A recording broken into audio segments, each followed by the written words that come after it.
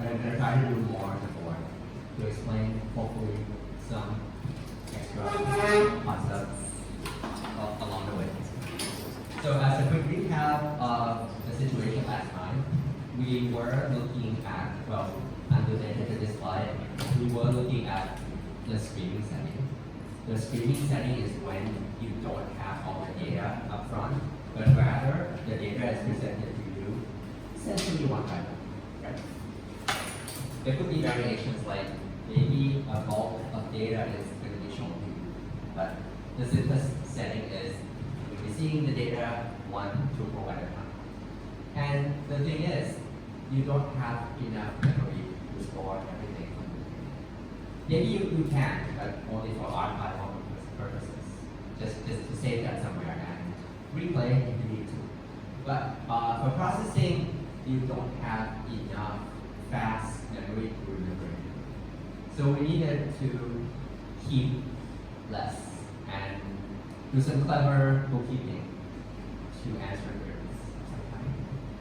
Now, one of the main complaints of this model is that we favor all data points all the same.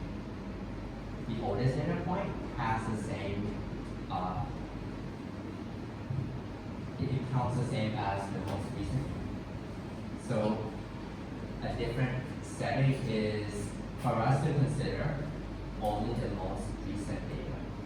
And that's where sliding windows is going to come. There are effectively three flavors of sliding window. One is what is known as a count-based sliding window. What this thing does is we are interested in the latest, and tuples.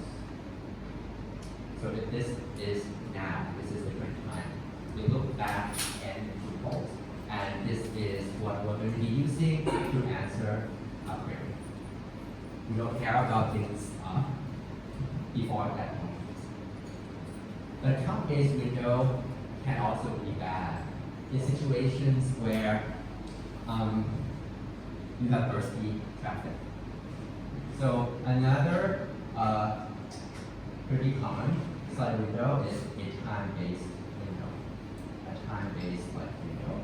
In this case, instead of counting for the last n tuples, we're interested in the last, let's say, delta seconds. So basically, we're not committing to the last 1,000 tuples anymore, but we say we want to know everything about the last 1 hour or the last 1 day. Because the actual size in tuples can vary from time to time.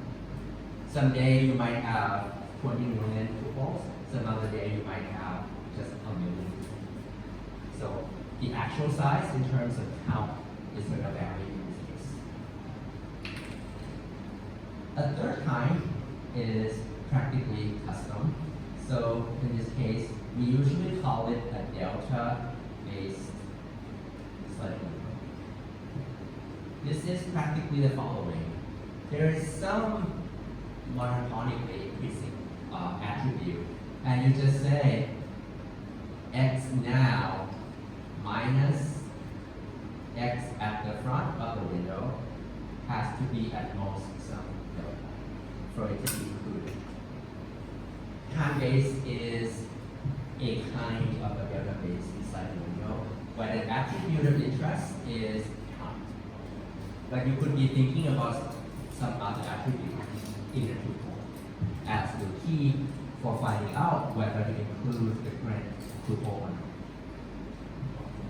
Anyway, the idea of a sliding window, therefore, is if you have a string like this, and the count is 6, it's going to keep on sliding as new data are presented to you, right? So this is what we saw last time. Because on this slide, we're dealing with a count-based window, the size of the window is always the same. 6 right here. As when new element shows up, you realize that 1 is going to go out, right? So 1 is going to expire, that's one new element shows up. In the case of a time-based window, multiple tuples can expire at the same time. It could be that because you have lots of things arrive at the same time, when certain tuples expire, well, lots of them are going to be dropped together. What kind of question might we be interested in answering on this slide window scenario? One very simple looking question is just counting bits. So in this abstraction, what you're given is a stream of 0 and 1s. So pictorially, I'm thinking something like this. Right? And the question is, why might we have this kind of stream?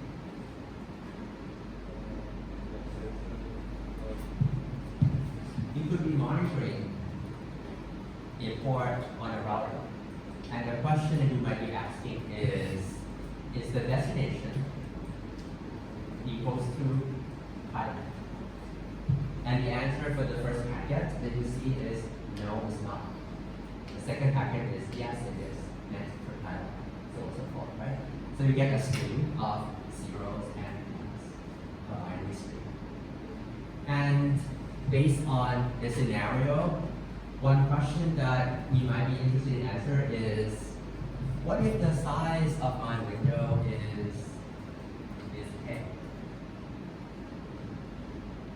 That big N is now K. I might be interested in asking how many ones. So counting the number of ones in this case is asking, within the window of interest, how many packets are meant for Thailand. Okay.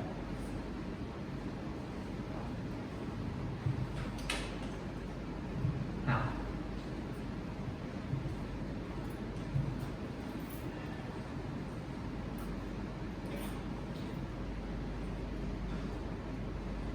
naively, what you can do is this. You keep this window in memory. Right? Maybe as an array, as a vector, who knows? And if someone wants to go to count, what do? Just count it, because it's in memory, you can do that. And later on, when a new element shows up, what do? We shift to the right. So this is a new window. Therefore, this guy is dropped, and this new one is included in the window. If someone wants to know the count, once again, what do? Just scan the entire thing to answer the question. So that's not bad, right? What is actually bad is the fact that n can be really large. What if n is so large that it doesn't fit in vast memory? How large, more than fast memory do you have? Anything you can do? Convince yourself first that unless I store the actual slide window, I won't be able to get the exact answer. But what if I'm happy with an answer which is going to be within 1% of the right answer? Is there something I can do? Or maybe I'm happy with an answer which is going to be good within 1% of the correct answer, with probability at least something. We're going to be exploring a few solutions today. The first solution is a simple one. What if I make an assumption that the distribution of 0 and 1s are uniform? Meaning, even though you're not going to see cyclical patterns if I look anywhere in the last n items, the distribution of 0 and 1s are going to be uniform. If we make this assumption, is there a way we can answer this question easily?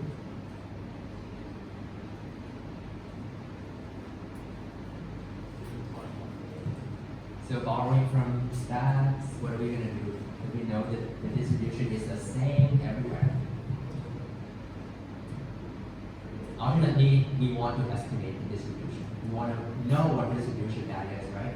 And once I know the distribution, I can just multiply by n. The probability of something being a 1 in there, multiplied by n. So can I learn, quote unquote, this distribution somehow? Any stats? Math people in here?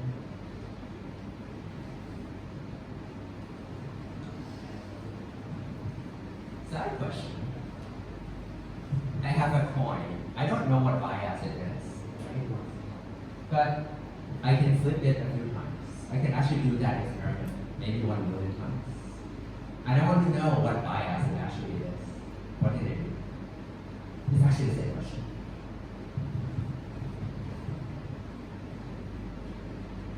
In real life, if I give you a coin and I want to ask you what bias the coin has, what can we do empirically? Okay, again, we got this coin. The first flip turns out to be heads. The second one turns out to be tails, and then heads, and then heads, and then heads, and then tails, and then tails, and then heads, and then tails. What do you estimate to be the bias at this point?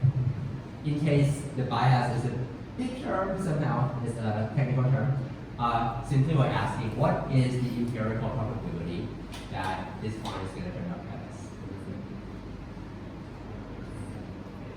What was the answer? Someone whispered 5 over 10? 9? How do you get that? The answer was because he counted it, I think. So he counted that there are 1, 2, 3, 4, and 5 heads, right? And then he also counted that there are 1, 2, 3, and 4 tails. So somehow, magically in his head, he said, it's actually the number of heads divided by the total. But one good way to express the total is the number of heads plus the number of tails. That's my way to say total, right? If we make this assumption, the uniform assumption, can I carry out a process like this without remembering the whole window? What should I do? Pretty easy. I'll keep track of the number of 1s from the beginning. I'll keep track of the number of 0s from the beginning. The distribution is unlikely going to change because we're making that assumption. Therefore, what is the probability that an entry is going to be 1? S over S plus C. Basically that guy.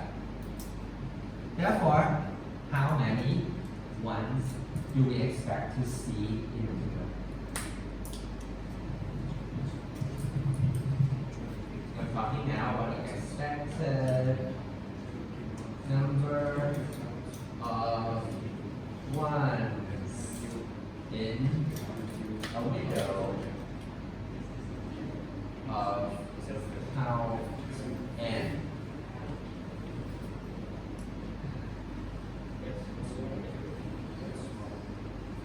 Probability that an element is going to be a 1 is S over S plus Z.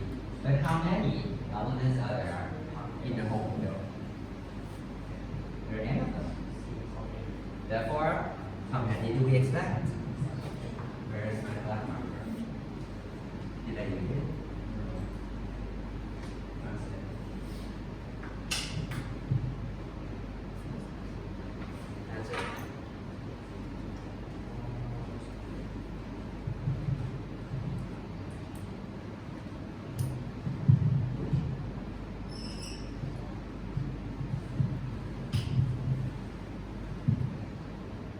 That's exactly what we had on the slide. In reality, what problem are we facing? We know the solution. The uniformity assumption is unlikely to be true. Also, over time, the distribution might change. Is there something else we can do?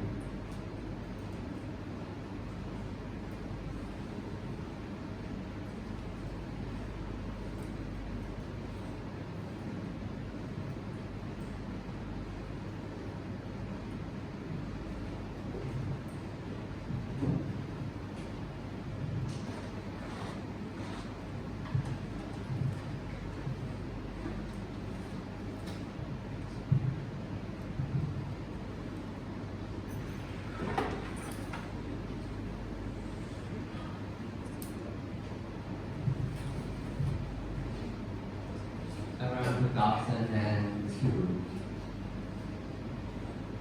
a group of people proposed an algorithm solution that doesn't rely on the uniformity assumption. Rather, we're going to keep track of bits and pieces of the window in some very clever way. Those people are Dr. Giovanni Stintic and Marwani.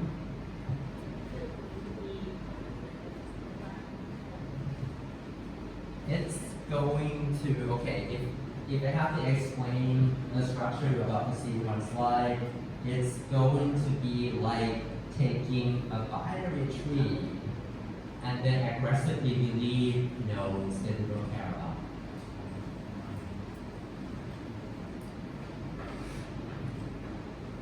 What I'm really curious about is where is my black marker? Seriously. Did SSU say yes? Which is why it's really bothering me.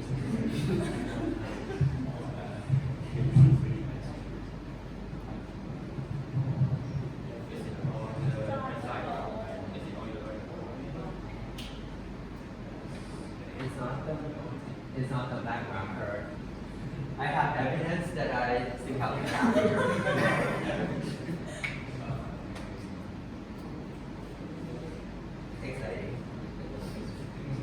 Can we live without the black marker?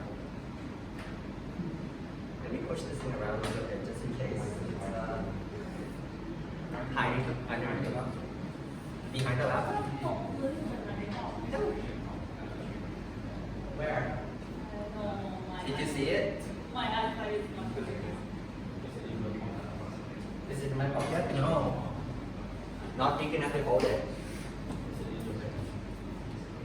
Why would I put it in my bag? I can try. No, not there. Oh well. On the keyboard of the desk. On the keyboard of the desk. On the? I didn't even go there. Anyhow, okay, let's forget about that. I'll use this back marker instead.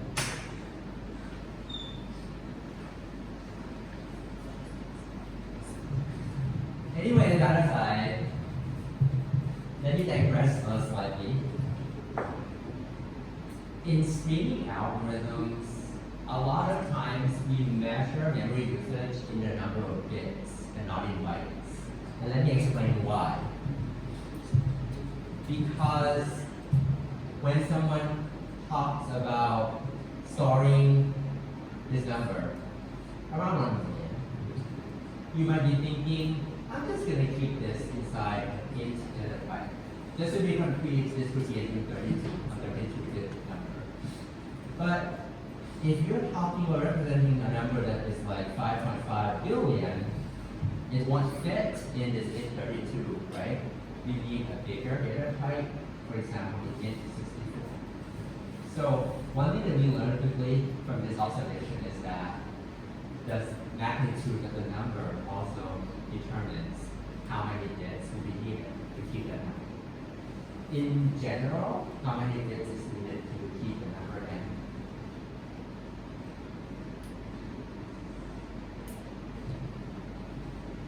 So if you have the number n, you have to write it down in binary, right? Because obviously it doesn't make sense to do that in binary. So you're gonna write down 1, something, something, something, something. This binary position is 2 to the power I, where I is essentially the length of this binary string. Therefore, after you're done doing math, you find that if you want to store a number n, you need approximately log base 0 n bits. Technically, something like log base 0 n plus 1 rounding out, but who cares? So it is approximately this many bits to store the number n itself. You can try out a few numbers. Like if I want to store the number 4, which in binary this would be what?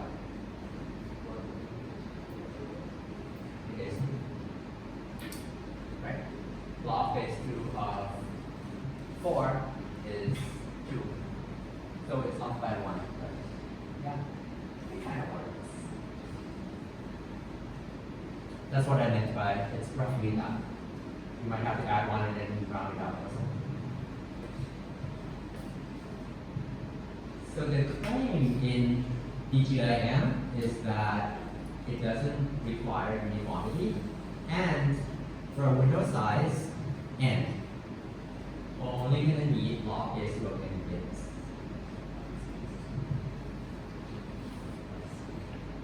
Well, and this is order of log n squared.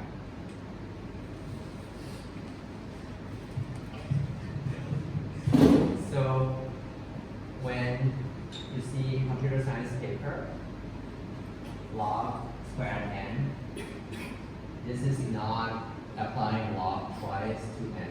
That's log n. Rather, this is log n in paren and then you square it over.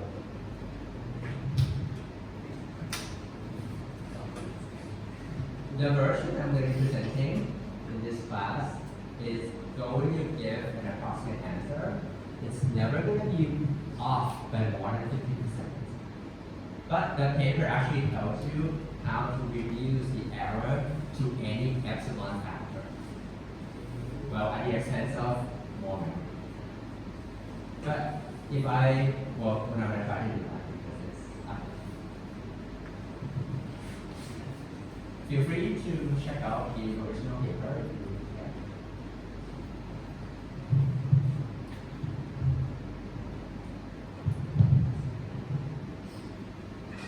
Roughly speaking, when we see log squared n,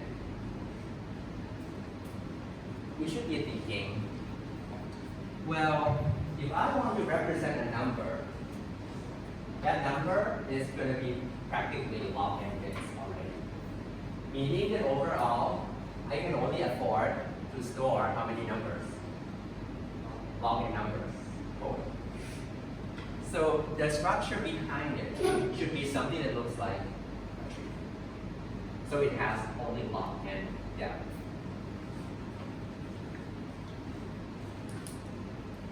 Let's see what magic these guys play to get the log squared n bounds.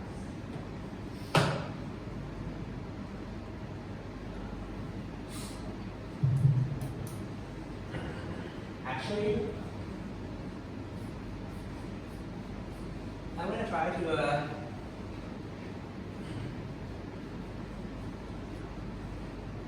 work out something else even before we look at BGIM.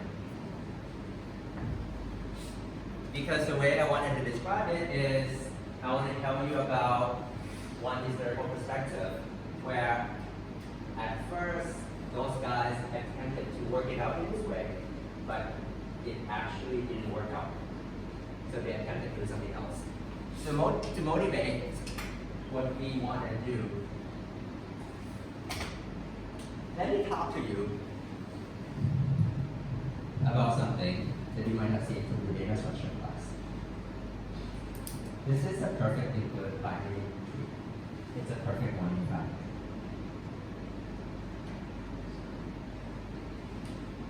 I'm going to try to count to 8. So we have 6 already. 1 and 0. Right? And this is all the data in my window. It turns out I can build a binary tree on top of it. Yeah? On top of this thing, I can lay a binary tree. What is it going to look like?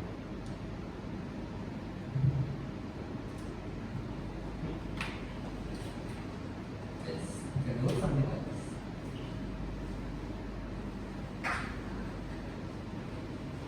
But I'm not planning to waste space. So I should be storing some number in here. And my goal is to store it in a way that will help me answer the question, how many ones are there effectively? So what should I be doing? Well, I guess I should be computing the sum. So this is going to say 2, this is going to say 0, this is going to say 1, right? And then I'll go again. This is going to be 3, this is going to be 1, and finally it's going to be 4. So we haven't done anything special. In fact, if you have seen a reduction tree, this is exactly what that is. A reduction tree is when we call reduce on a sequence. This is what it is. If you want to store everything, what is the space consumption right now? The space consumption will be something like n for all the original data plus n over 2 plus n over 4 plus da da da down to 1. So the space consumption at the moment is order n. So that's not very useful. Also, you kind of realize quickly that the only number that you care about at this point is this number. Everything else is sort of intermediate numbers that you can go away quickly. So should I take this big eraser and delete everything? You're only going to keep this 4. Why not? It just feels wrong. Why would I draw it if I don't want it? The thing is, this is the current window. And we immediately need to throw this away.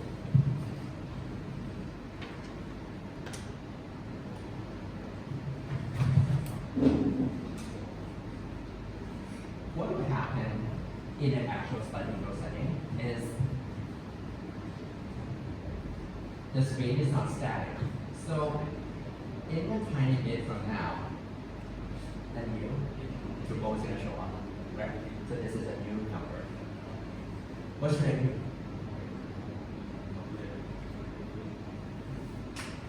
If I had thrown out everything aside from the number 4, I have no information. I have no knowledge that this 1 is going to disappear and this 1 is just added, right? So I can't perform subtract 1, add 1 to it. So not keeping anything else around is not useful. I need to keep more things. What should I keep?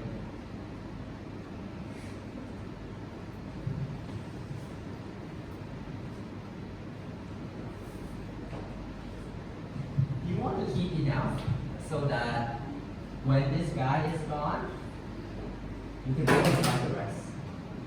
You want to keep enough so that when a new person shows up to the right end, the far right end, you can update the tree accordingly. So something along this line is motivated by this tree structure. Initially, EGIM started with, they wanted to store a summary of exponentially increasing regions on the street, looking backwards.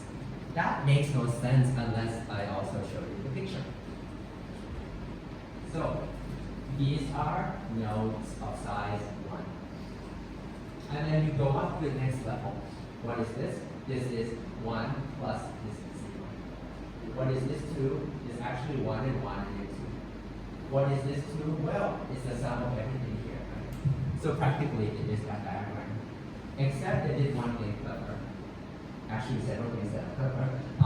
They draw regions that begin at the same point as a larger region. Hence, this little yellow thing, well, there should be 2 yellow things here. They're also gone because they can be fluid right? You don't really care about them. Let me tell you why. Because in the end, if I want to answer questions about how many ones there are, approximately I can do this. I can just do 6 plus 10 plus 2 plus 1 plus 0.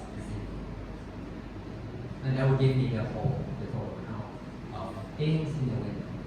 Well, that's kind of the unknown, but we'll talk about that later. Right? Which is why it is approximate. But other than this annoying part, I have to count. The rest is actually true. And all the intermediate pieces that we got rid of, we don't really need left. At this point, it should be clear to us that the number of pieces that we have to have is practically log. Because we're dealing with exponentially increasing sizes. The window has size n, right? So the smallest piece is going to be size 1. The next size is 2, then 4, and then 8. So if you go up by a factor of 2, it will take you log n increments to get up to big N. So space-wise, this seems fun. So far so good, right? So what's good? We're keeping only log squared and bits. Why? They are log n numbers. Each one of them is log n bits. It's pretty easy to update. There is one new thing. You get rid of the old one as soon as that big hunk falls out of the window completely. The error in this case is only as bad as the number of ones that have fallen out of the window to the biggest piece. Right? Everything else is actually reflecting the reality. It's only this weird guy where part of it has maybe fallen off the window. 6 is going to be counted, which is why, on one hand, you want to include 6 because the number of ones will be an error. On the other hand, you don't know how many ones have fallen out of the window. And also, because of that observation, the error that you have is at most the number of ones you be unknown, meaning the pieces that have fallen off from the window. So that's a good news.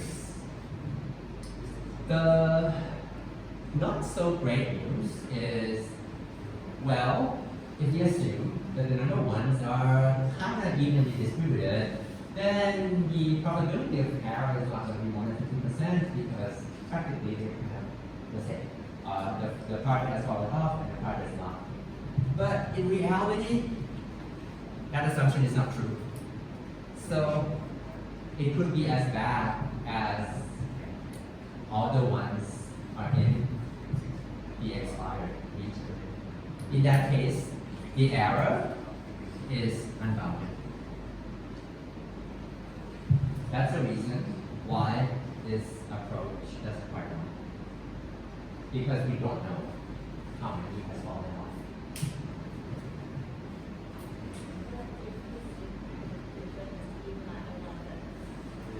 Okay, a very good question. What if you flip the organization, you keep the small pieces here, and you have the big one here? I mean, like, keep both. Oh, you have like the little ones adding up to there, and then kind of Also, like, trickling down to the little ones. I just want to know. Can you make it to work? The answer is yes. But if you actually sit down and worry about the numbers, the space consumption is going to go up to the point where it doesn't make sense anymore. It's going to be bigger space. So is it like the one you're good at, Oh, if you flip, take the small pieces on this side, and the big ones on this side alone, adding in is problematic because there's no way to create this big number by itself.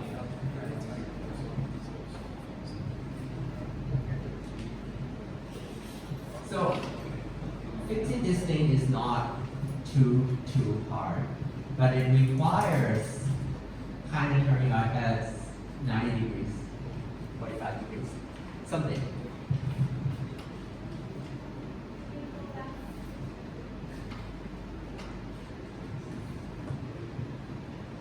So, great and on this slide, each little pieces here would be called a bucket. Right now, the coverage of this bucket is based on how many elements are in there. For example, this bucket is covering one element. This bucket is covering two elements. This bucket is covering how many? 4, and then 8, and then 16. DGIM makes one clever observation. Instead of making a bucket covering a fixed length range, we are going to be doing the following.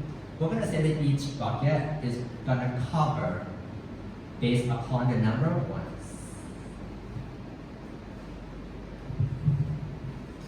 So, if I have a bucket of some capacity, let's say capacity, this bucket can span as wide of a range as we wish, as long as in this range, if you count, there are exactly 8 ones. Previously, there are 8 slots in here. You don't know how many ones or how many zeros there are.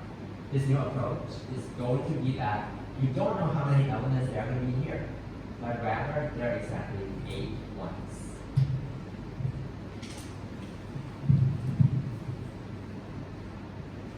And we're going to be keeping buckets of exponentially increasing capacity.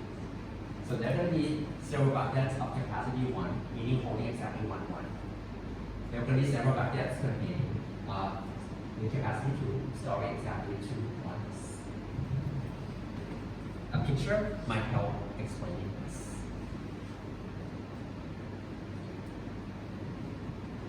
Oops. I misspelled it. Here's what I mean by that.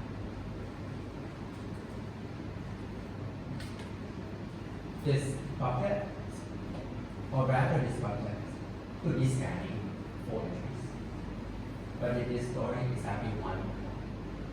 This next bucket is storing 1, but it's only covering 1 element. The next one is storing 2 ones, right? This next one is storing 4 ones, so on and so forth.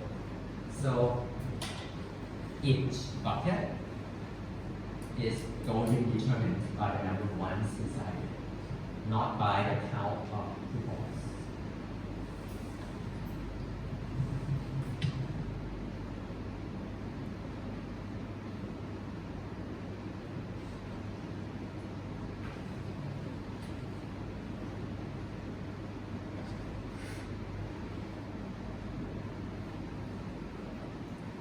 Let me show you a cartoon of how the buckets are updated based upon this scheme. And then we're going to go back and explain and talk about why it is using the number of bits that we promise. Convince yourself that this is a valid state of the stream after having observed all these 0 and 1s. So you have a big bucket, smaller, smaller, smaller, smaller, and this one stuff. Okay? The properties that we are going to try to maintain is the following. We're going to keep 3 invariants. Invariant number 1, for each bucket size, we can have either 1 or 2 buckets with the same capacity. Meaning, you can have at most 2 blue buckets. You can have at most 2 yellow buckets. You can have at most 2 purple buckets, so on and so forth. In terms of timestamps, meaning the actual position in the stream, the buckets don't overlap at all. So they are partitions of the stream. Also, the buckets are sorted by size. Largest is the oldest, and the smallest pieces are the most recent ones. Cool. I'm going to now try to do this using animation. Keep in mind that we're going to have to maintain all the invariants. So right now, all the invariants are maintained. Next up, if a 1 shows up, what do? I can simply create a new bucket of size of capacity 1, right? Holding just that one guy itself by itself. Are we still good with the invariant? Why not? We have 3 of them now, so what can I do? Consolidation. I can combine these 2. Resolving in that picture. These 2 buckets of size 1 are combined into 1 bucket of size 2. Suppose something else happens, like another 1 shows up. What do? Well, first, this will be combined. Because now we have 3, we cannot. But then once we combine this into a yellow bucket, what will happen is we have too many yellow. So we're going to combine again. So effectively, we will have something like this.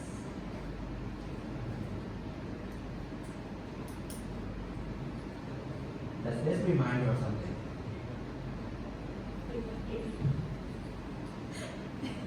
It looks like carry propagation when you add a number into another binary number. Just to illustrate what I mean, you can have 1, 0, 1, 1, 1, 1, 1, right? This is in binary. And then if you add 1 to it, what do you get? Well, at first, we combine these 2 guys and it becomes a 0, but then you have a carry of 1. And then this is 0, and then this carry will keep on propagating. So we get 0, 0, 0, 1, and this stops. Right? That's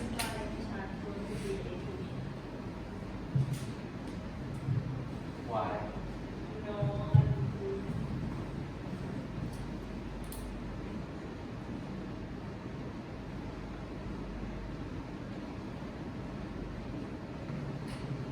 So this is the mechanism for updating the buckets. What we try to do is we maintain all those invariants. So let's go back to why all these processes takes only log squared n space in terms of bits.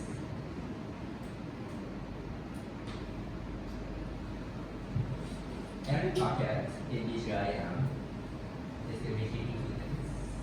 Number 1, the timestamps at its end. So every bucket is going to keep inside it the latest timestamp of that 1 in that bucket. And number 2, we're going to be keeping the number of 1s between the beginning and the end.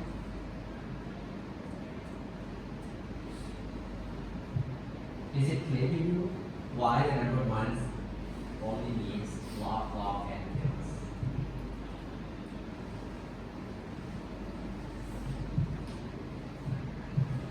What sizes can the bucket be? Can the bucket be size 12? No. Why not? Okay. So what are the possible bucket sizes? 1, 2, 4, also known as 2 squared, 2 cubed, up to what?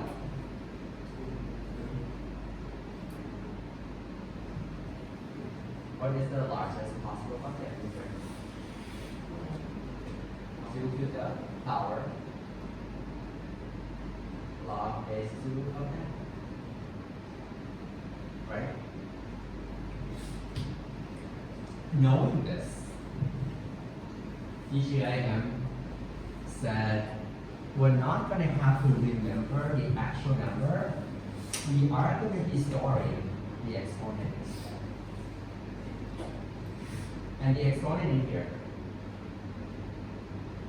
ranges from 0, 1, 2, all the way to log base 2 of n. Make sense? So, how many bits do we need to store this?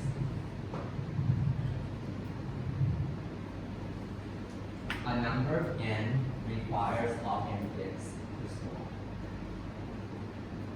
A number up to log base 2 of n requires how many bits? It's going to be log of that thing. It's to store.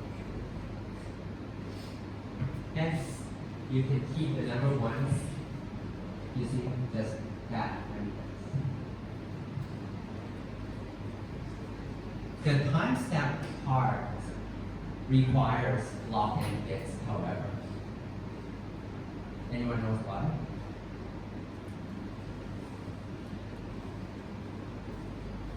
Because potentially, you might have observed so many elements so far.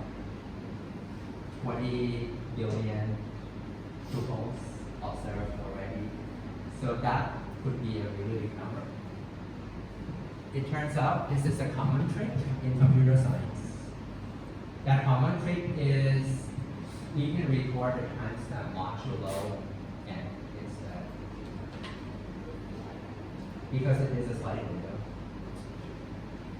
And once you do with modulo n, you only need log base 0 n bits to keep the timestamp relevant to the window.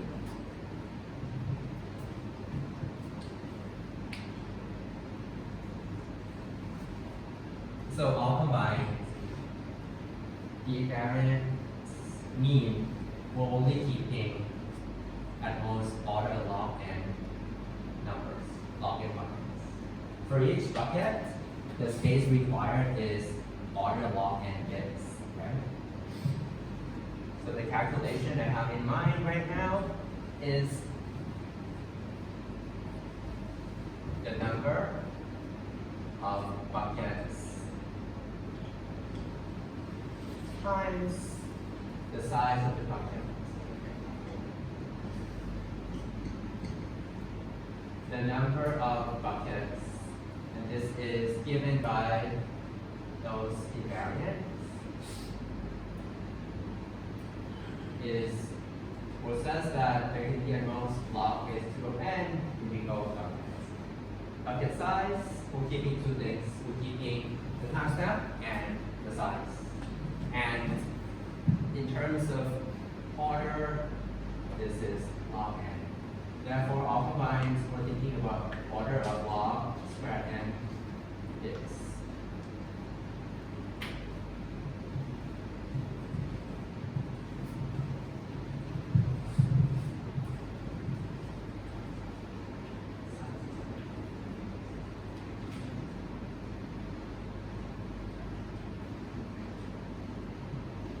Just to summarize the update process, when a new bit comes in, we're going to drop the oldest bucket if it ends time, if the end time of that bucket is already expired.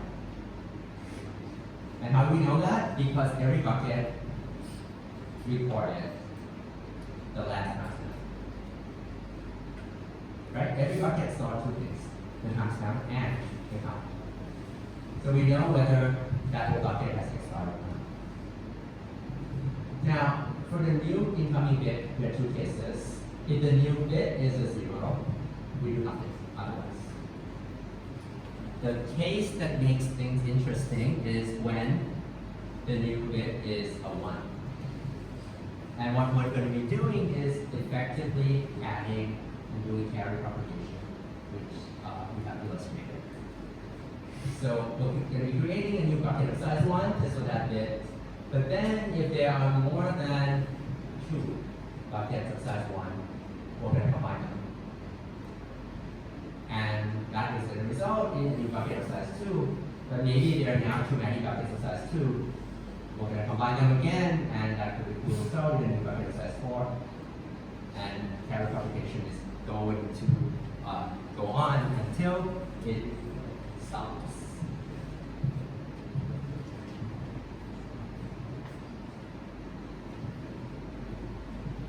How do we answer the query? By the way, by the time we get to this point, do we still remember what problem we're solving? What is the actual problem we're solving? We're counting the number of ones in a slight window of size n, where n is quite large, right? So the part we haven't actually talked about is how do we answer queries. Meaning if someone walks up to the data structure and asks, hey, how many ones are there? What do we do? Well, this is what DGIM says. To produce an estimate of the number of ones, we're going to add up all buckets, the size of all buckets except for the last. For the last one, for reasons that will be clear later on, we're going to add 1/2 of the size of the bucket.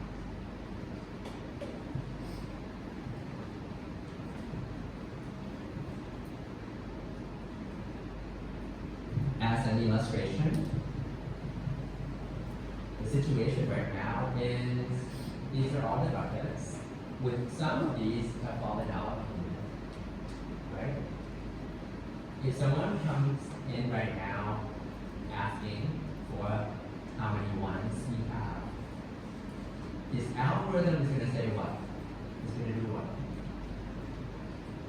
It's going to add up the sizes of all the buckets. So it's going to be 1 plus 1 because there's 2 of them. How many? 2. And then what? 2 4s, and then 2 8s. And then for the last one, we're not doing 16, we're doing 1/2 of 16.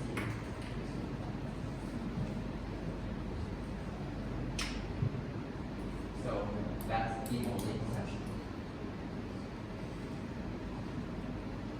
And the claim is by reporting this, we're going to be within 50% of the right answer, the actual answer.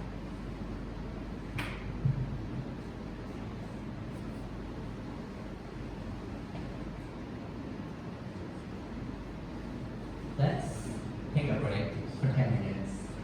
When we come back, we're going to try to prove that it is actually 50% error. What do you mean by 50%? As is typical elsewhere, right? We have the notion of absolute error, where we just look at the estimate x minus x and say it's less than. Or in this case, we're thinking x bar minus x divided by something.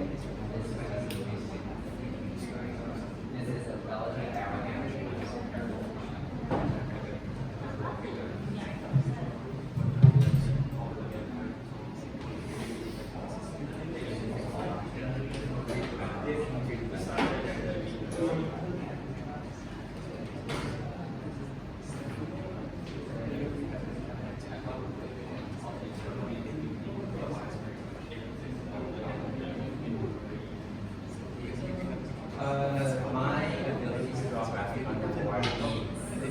that n should not be that large.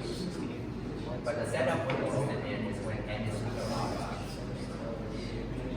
So large that we cannot fit that in.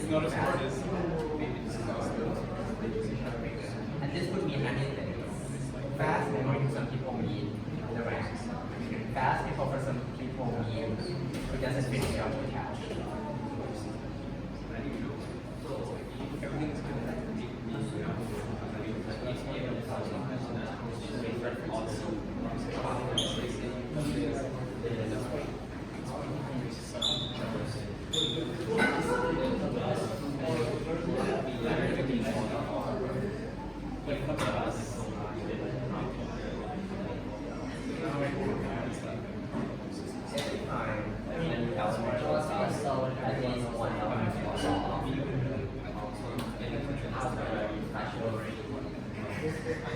No, it is fixed.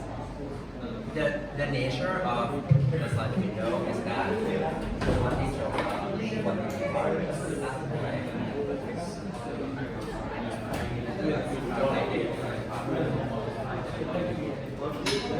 They should not be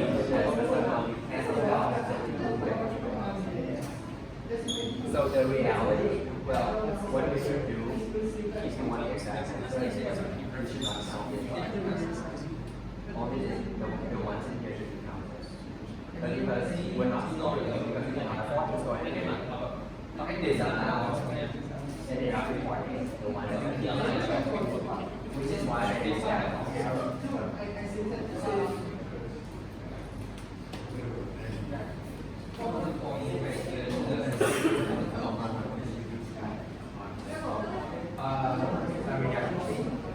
Is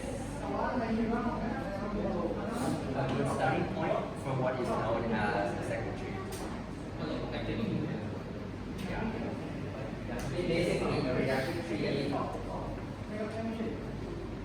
any reset environment manager. Typically, a reduction tree is when you run reduce operation on a sequence. That tree is not stored anywhere. You just run it, but then you visualize it as tree. Am I making sense? No, right? Example, recursion tree is not something that you actually store, not in memory. It's just that you run the recursive process and you visualize it in such. Right? A reduction tree is also a dynamic nature, meaning that you never actually store this thing. It's just that when you run this thing, it doesn't happen. The reason I'm drawing it here is because I just wanted to visualize it. The second tree is when you take that reduction tree and you actually store the tree. Yeah. You cannot traverse the thing that doesn't exist. Yeah. One is conceptual tree. The other one is the actual manifestation of that conceptual tree.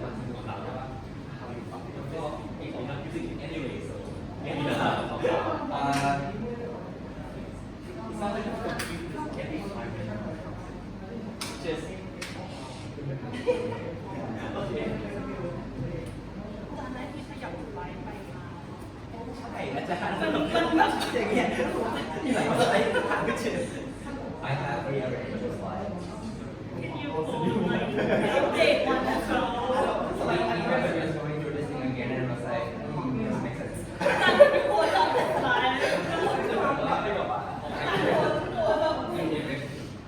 And actually updated a lot of stuff of things on the slide as well. So yeah.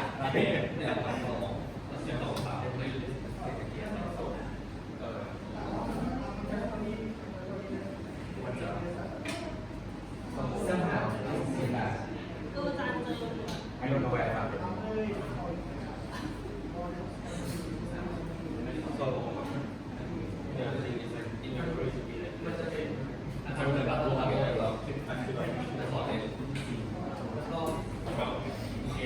Let's do this.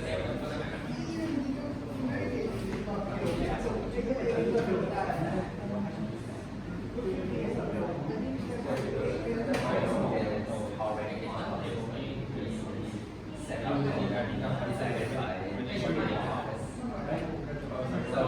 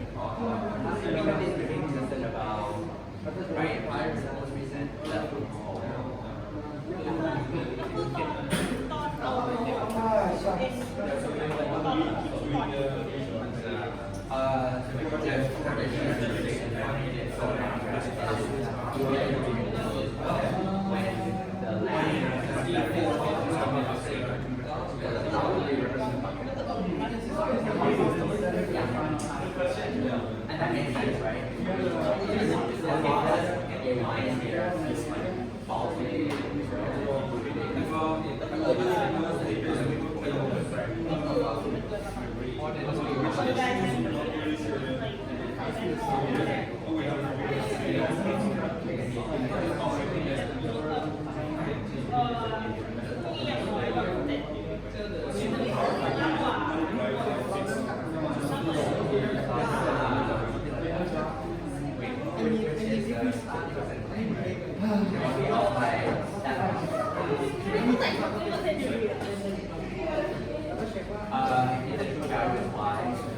What you report is that we can look at that difference, right?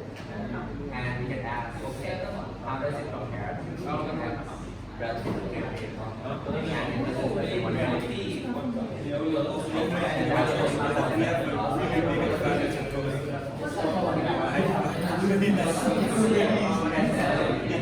that is the good thing.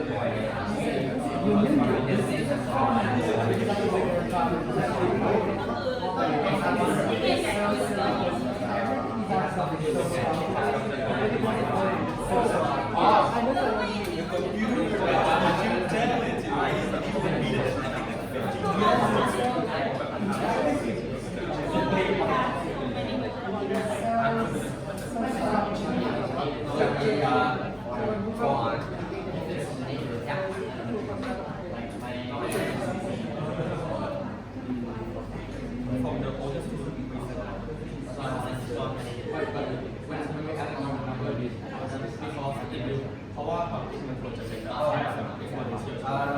Not visualize. Yeah, you're not very actually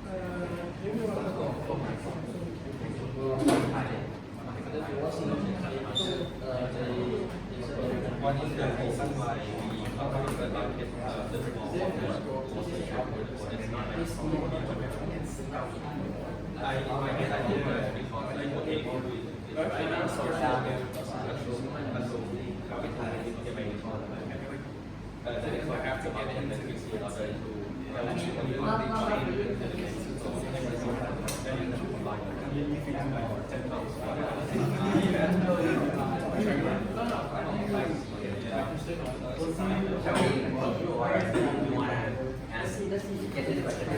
I don't see if we have to. But I'm already always answered. Right. If we like we have a lot of buckets and then we start reading the buckets.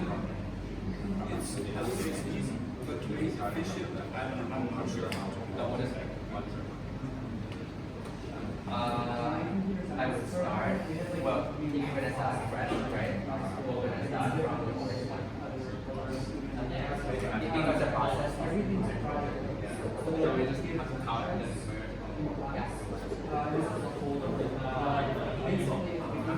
and how much like what do you need buckets?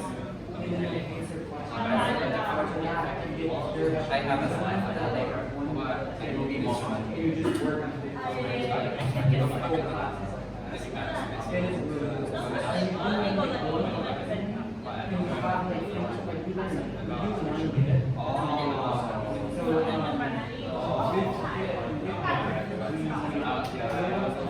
The same thing on the first part. This is very sensitive. We'll go with the time step. แล้วมันมีไฟล์ที่เป็นน้อยสุดเลยที่จะทำ everything is good Yes, but it's gonna be much more.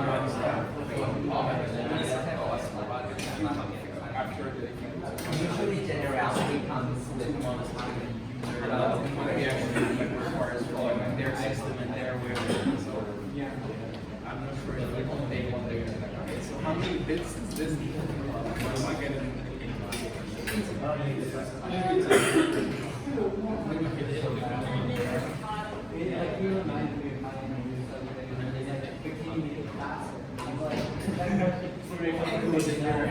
No.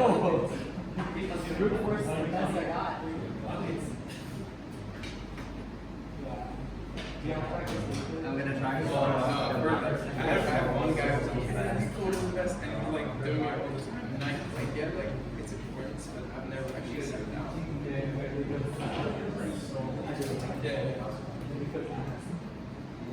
Yeah. It shows like your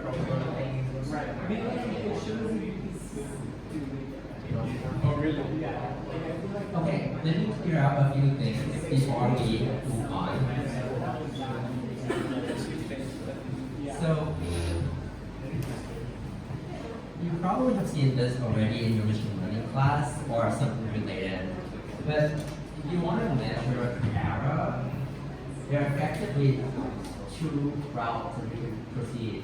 One is you can try to compare two quantity directly. So you just look at the difference, right?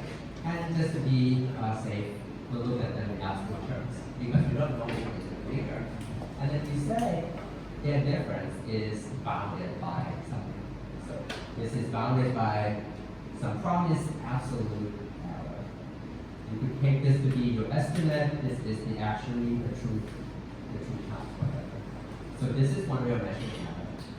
A different way of measuring error is going to be in terms of what is known as relative error. What we do in this case is we look at the difference, but what we actually care about is the ratio of the difference and how, what fraction it actually differs from the true answer. So in this case, we say, okay, the difference divided by the actual value is going to be bounded by something. In this case, you might say, okay, it's bounded by 1/2. What does it actually mean? It means that the part where it is different, it is going to be at most 50% of the actual answer, whatever that is. So this relative error thing is what we're going to use in this case.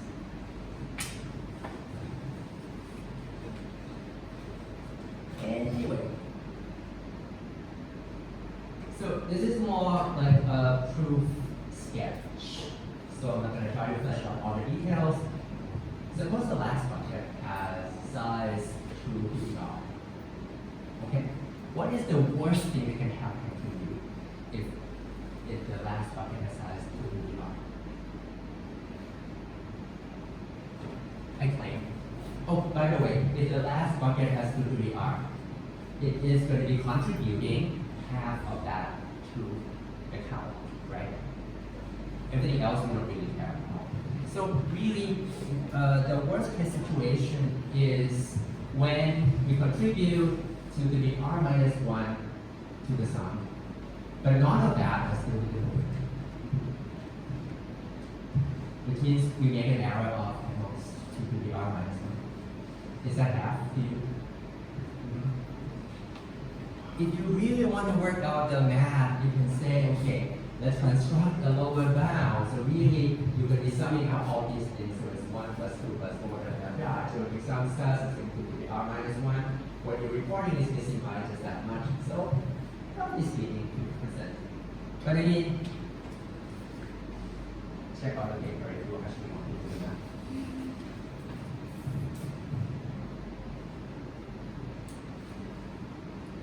I want to do a couple more things, but most of these are just like, you know what, it can be done, but not really going into details. The first extension is, to most people, 50% is outrageous. You're not going to be happy with 50%. DGIM actually presented an algorithm that achieves an error rate, which is, well, you can set it to be anything at the cost of no memory requirement. And roughly speaking, what they do is instead of maintaining only 1 or 2 buckets of that size, you are going to be maintaining something like r minus 1 or r buckets of that size, where r is 1 and 2. If it helps, think about not counting binary, but this time n base r. And in doing so, somehow, the error rate can be cut to 1 over r. So once you increase r, you can drive this thing to be as small as you wish. Obviously, because we're keeping more buckets, we're going to need more. But that's not fun. Let's do something more fun. I understand that the slide window right now is of size n, capital N. But what if we wake up one day and we want to answer this ad hoc query? The ad hoc query is how many ones are there in the last k? If this diagram helps, let me draw it. So this is the current study. How big? In elements. There are things that came before the window. You have to start it though. You don't really care. When you woke up one day, turns out that this ad hoc query came in, we anticipated the number of ones in the sub window. So just this much, right? Can we still answer this question using what we made here? And nothing is wrong. How?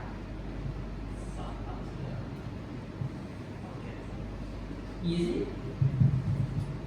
Just find the earliest bucket that overlaps with that k, and then do the same summation trick, plus half of the size of the last bucket.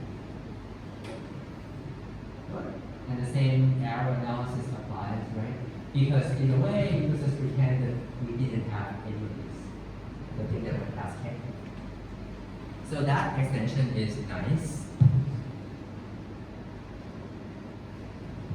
What if we try something else? I'm interested now in the sum of the last k elements. So why is it half? Why you think of it only half the time? You call it I already already. That's a proof where we got a 50% error rate. If we went the full bucket, we would be off by the whole bucket. We're kind of hedging it, right? Because we don't know how much has fallen off. Yeah. Any thoughts? If you want to find the sum of the last k elements?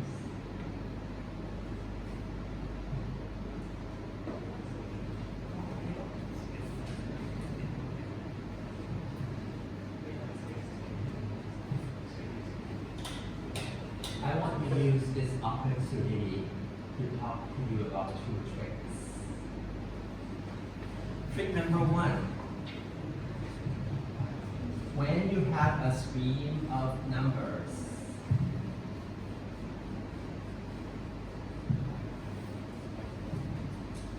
that are not 0 and 1s. Let's say the actual stream is 2, 3, 1, 5, 7. Right? And then 84. You can visualize this as I claim 3 parallel streams. Okay?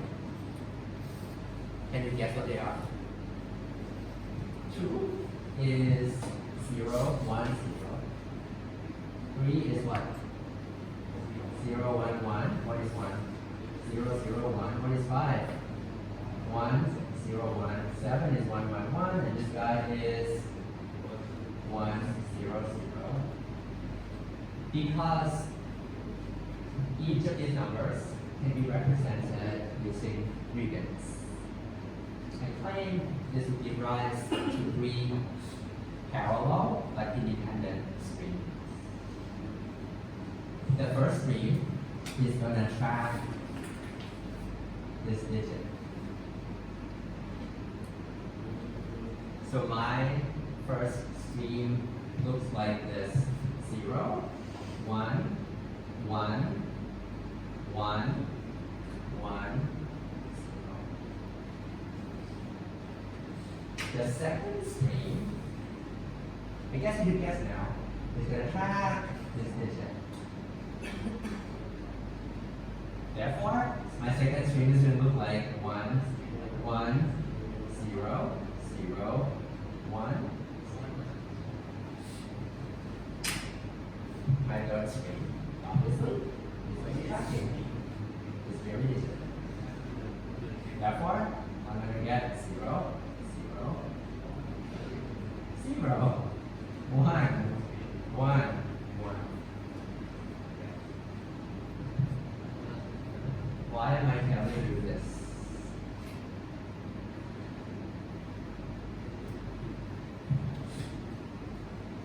I wanted to know the sum of the last k elements, right? How can I reconstruct that if I had 3 independent streams?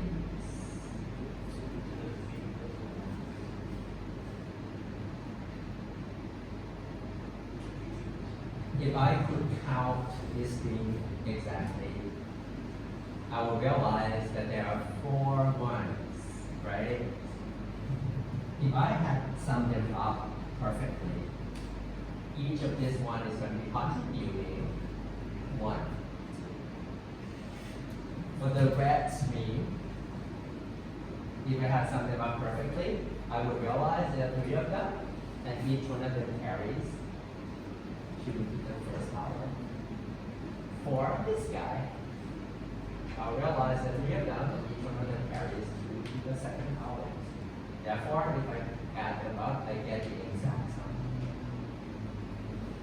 In reality, I don't really have this, because I can't count it exactly.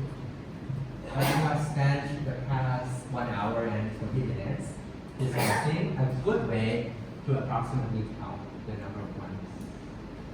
So if approximately it says 3, it says 3, and it says 2, I get something out of it. Maybe not great, but not bad. You can bound the error somehow. And that's exactly the first idea. This is a pretty general technique where you decompose your stream into binary streams.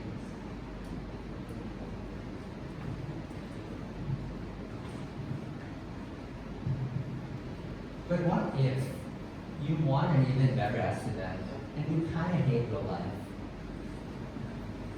What I mean by that is you're going to go into DGIM and you want to modify it to actually compute the sum. Turns out we can modify the area of buckets. The invariant is going to be the sum of elements inside B buckets is going to be at most 2 to the D. And the idea then is you want to maintain the invariant that the sum of each bucket is going to be at most 2 to the D unless that bucket has only 1 integer, in which case it is just that integer. Meaning, I could end up in this situation. This is a bucket that is supposed to hold at most 2 to the 0 power, so at most 1. But because it's only one number, we can have it. So this is supposed to hold at most 1, but then it's 2, just one number, so it is the special case. Otherwise, this guy, for example, holds 8, this guy holds 8, and this guy holds something which is at most 16. Okay, a very similar concept to what we have seen before. This extension was actually described in the original DGA paper, and it allows you to compute some sort of sum, which is not far off from the true answer.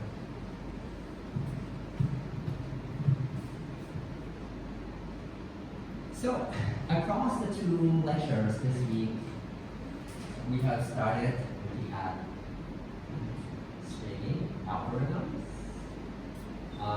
We know now how to sample from a data stream. You can also count the number of ones in a stream, in a binary stream. Note that counting the number of ones in a general stream is easy because you can just count that, right? You don't really need to track the actual stream. You just keep the count.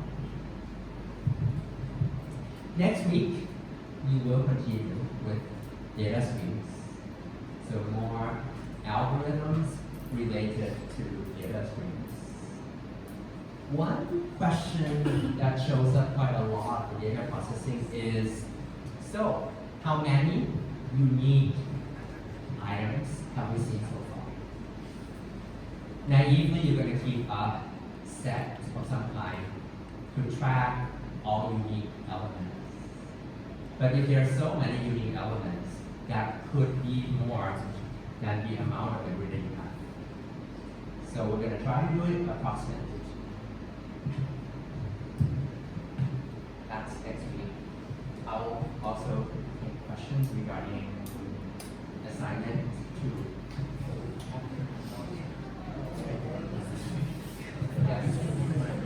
Yes. Who's going to go first?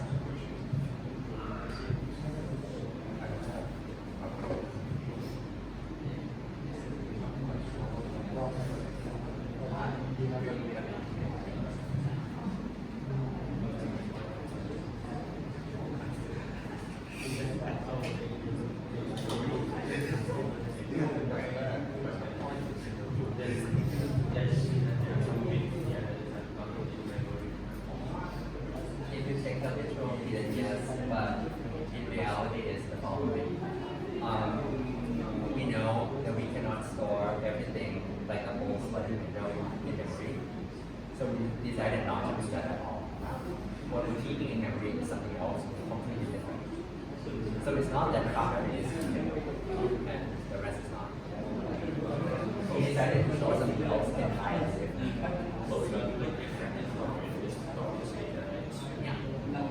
Because storing just part of that and it's not.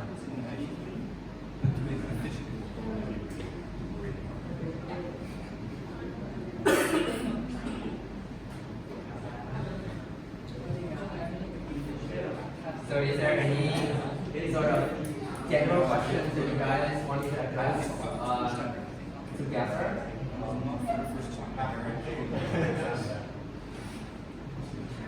Or if anyone has questions that you think might be of interest to other people, feel free to ask, and I'll try to respond publicly. Yes. How fast should it be? Okay, a very good question, right? How fast should the whole process be? What kind of running time are we shooting for? We're shooting for a linear range running time, right? So assuming that you're doing your code properly without even using multiple cores or multi-threading or anything, when n is in the range of 500,000, everything should run in under 1 second. Yeah. Not including the load time. What do you mean by the Load time is when you parse the So like but time taken for that is not enough. So and that so since like quality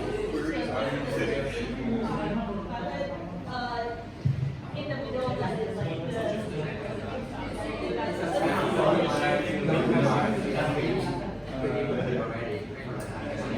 no.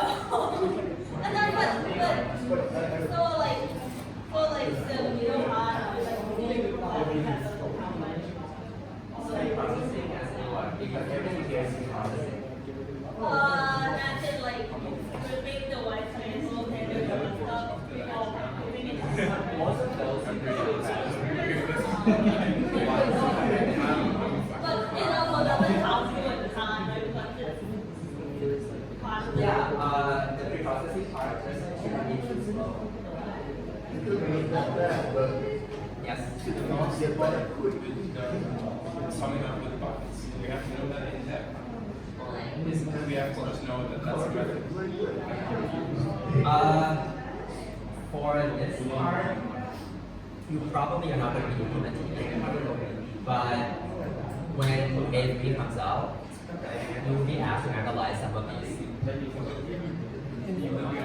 To analyze automatically. The last part with the buckets. Yeah. So A3 will be an A4? I'm hoping that we can sneak into more assignments, so A3 and A4. Okay. And then before the midterm, is there going to be any sort of like review session? What I can have is an extra office hours. Extra office hours where you can come in with questions. Okay. Yeah, I just with the limited time and stuff, I'm wondering like what the most important subjects are. Because I feel like I don't think I can pinpoint one extra important subject because as you have seen, we're covering a wide variety of topics. Yeah. okay.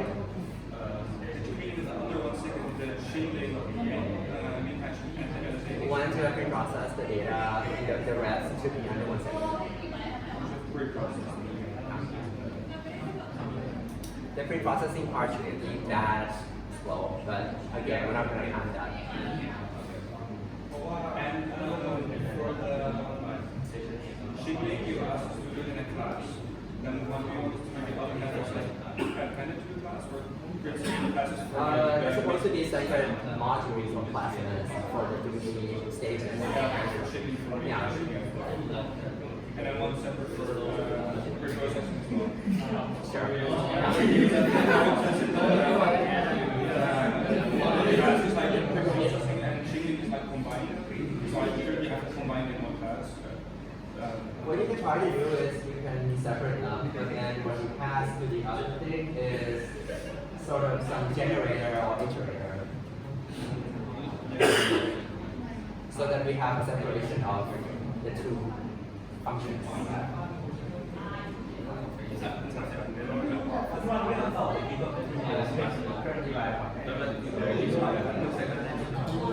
It's good if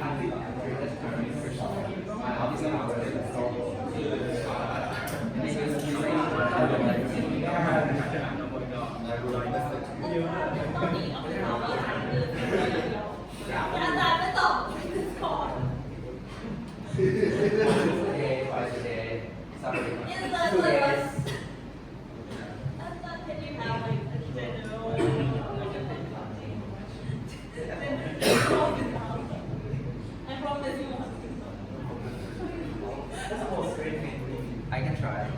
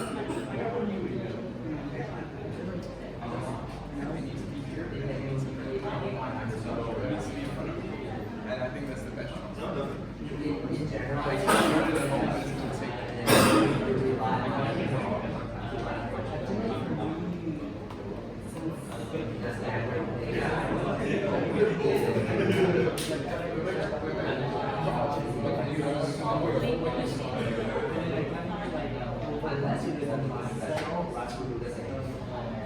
so F first when she is under the hypothesis.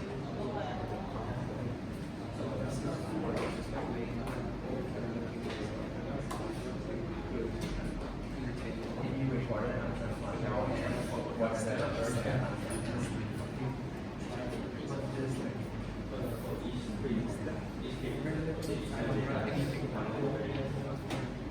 So, the difference I want to understand is a house, right? Second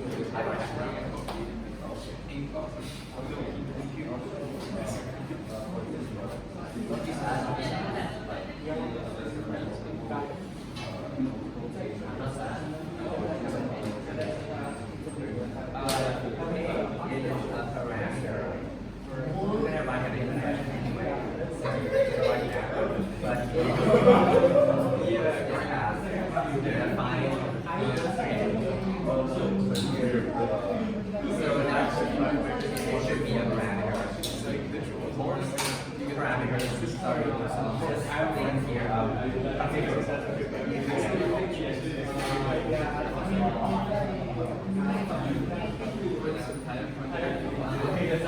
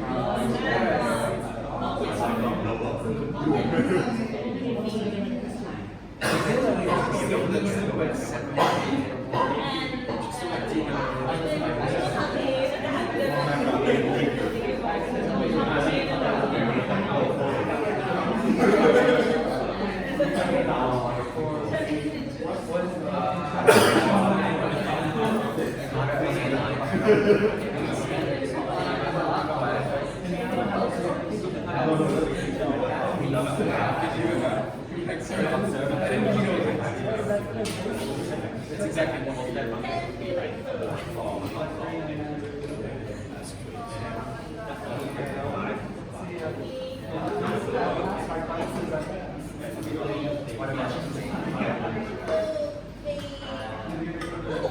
Thank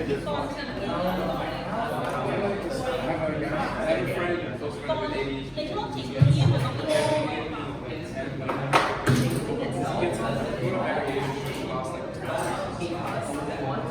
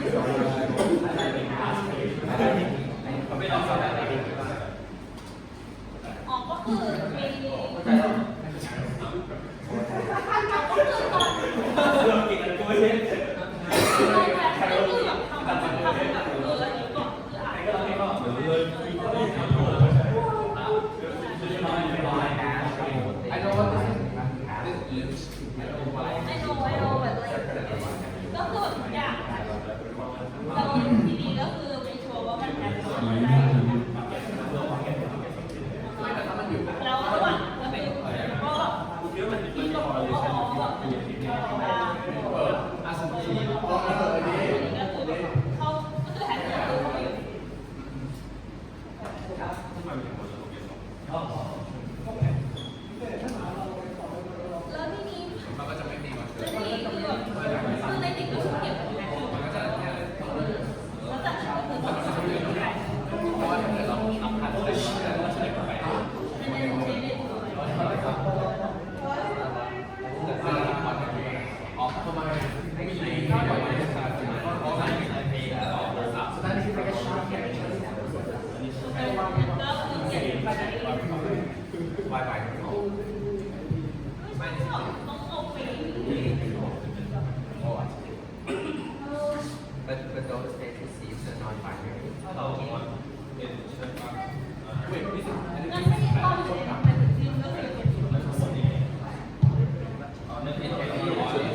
explaining about the signature matrix, looks like numbers. Okay. Let's see how.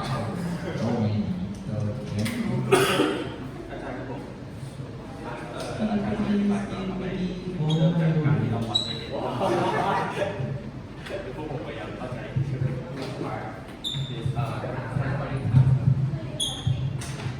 If you just record it after program, you're gonna start 1, 2, 3, and then eventually your concept will come to like right?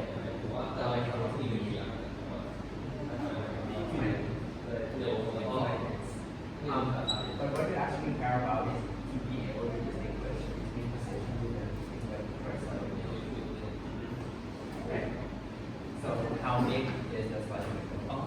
And เพราะว่า like yeah how about me this one like this one นะครับจะมีวันที่ออกนะ we have teams. มีบอร์ดอะไรนะครับเป็นโอ้สามารถจะมีไฟล์ซีโร่ซีฟีในโปรไฟล์ The size. or response number that's why it's all this this is like 800 but if you want 13 it can be 0 to 14 then it's a times down times of 0 Let me whisper something to you. If you remember how in ECSA, TCP maintains a window, it also is sliding. Therefore, it is not entering this protocol, which runs on top of IP. It has a notion of sequence number, and they only got a few bits to store now. So the way they get away is they say, okay, the window size is not going to be more than this, so let's move on. So this is kind of an action. I think it's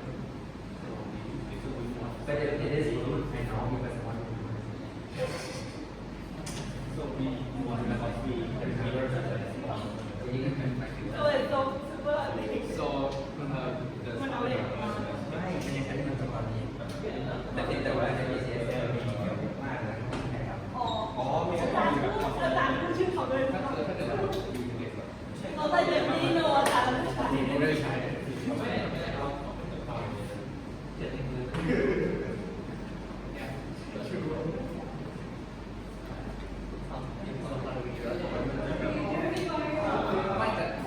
ทักซ้ำเราใช้เองเลยทักซ้ำเราไม่ต้องเราต้องดูว่าถ้าเกิดทักซ้ำมันหลุดออกจากเคสไปแล้วเราก็ตัดมาเป็นที่เรามี จริงๆจะเป็นร้อยถ้าใครคิดว่าไม่เหมาะอะไรกันจะเหมาะในทุน because you can think about like, well, is it already around or not? Right, for the purpose of the lecture. เพราะถ้าเราก็คือถ้าเรียนว่าแบบเก็บตัวอ่านซ้ำหรือไม่ซ้ำ So when you do modern, there is a chance that you will see even I don't know, let's say address is 35, you might see 30, 31, 32, 33, 0. So does 0 come before 34 or does 34 come before 0? And then later on you might see 29 here. So where is 29 compared to 30? There is some craziness around that. Yeah, they do. But not everywhere. In the end, you can figure it out, but it's not.